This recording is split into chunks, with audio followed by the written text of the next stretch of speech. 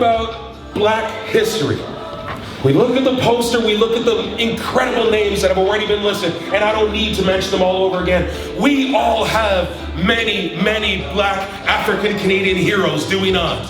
But I think it is also important, my sisters and brothers, to remember the people who weren't necessarily African Canadian, who embraced African Canadians as if they were their own.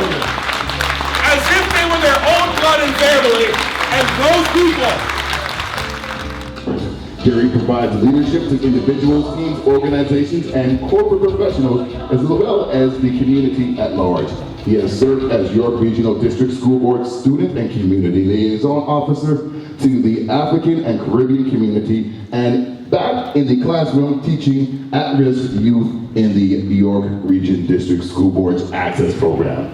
Kerry is blazing trails for others who are determined to experience excellence, and he has made it his mission to work with the community to ensure everyone progresses along the path of a unified success. The 2015 Deed Speak Award recipient, ladies and gentlemen, Mr. Kerry Durrant.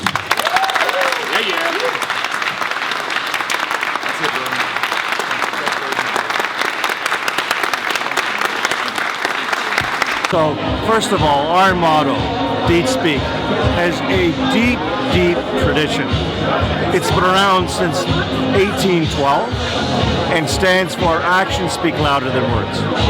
And today's award to Kerry speaks volumes of what he does in his community and for youth every day.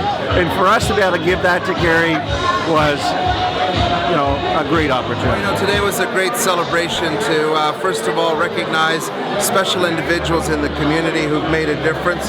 Certainly Kerry Durrant, you heard his story. Someone who was sort of a youth at risk at one point in his life, turned it around, and now he's helping other youth at risk. So very, very deserving recipient of the Deed Speak Award. I'm delighted to be here with YRP's Black History Month event today, recognizing Kerry Durrant. Community service. I believe in recognizing and validating our young people, those who engage, encourage, and empower others. As a pastor, as a community activist, someone who's about finding solutions to youth violence in the city of Toronto for the last 14 years, I believe that it's community events like these that recognize the contributions, not only of African Canadians, as you heard Kerry's story about the village, and those who don't look like us, but are very engaged with us in terms of seeing our community go forward. I think it was Mayor Scarpetti that said it. He said that of all the awards Kerry's gotten, I'm sure this one is the biggest.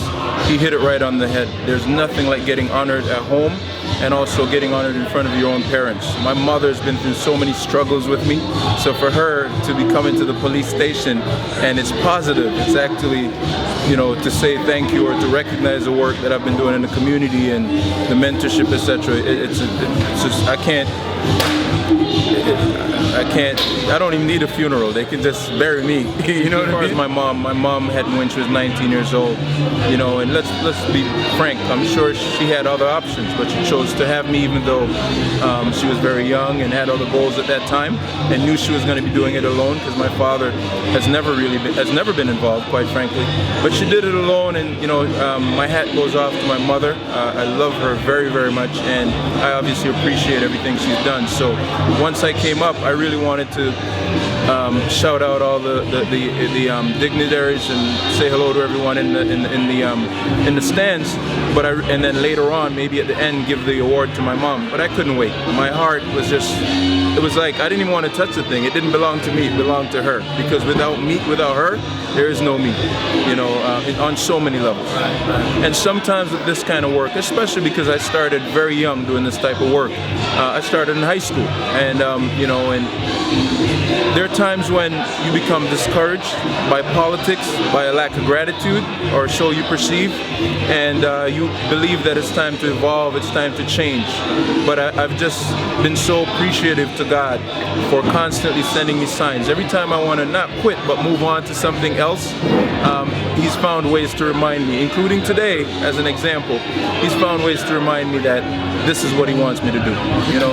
Every time the fire gets down and I'm thinking, oh, I'll just put it out, something happens, you know, that just reinforces. It really just says what you're doing is what you're supposed to be doing. I've chosen you to do it, keep doing it. That's how I feel. So I feel extremely blessed.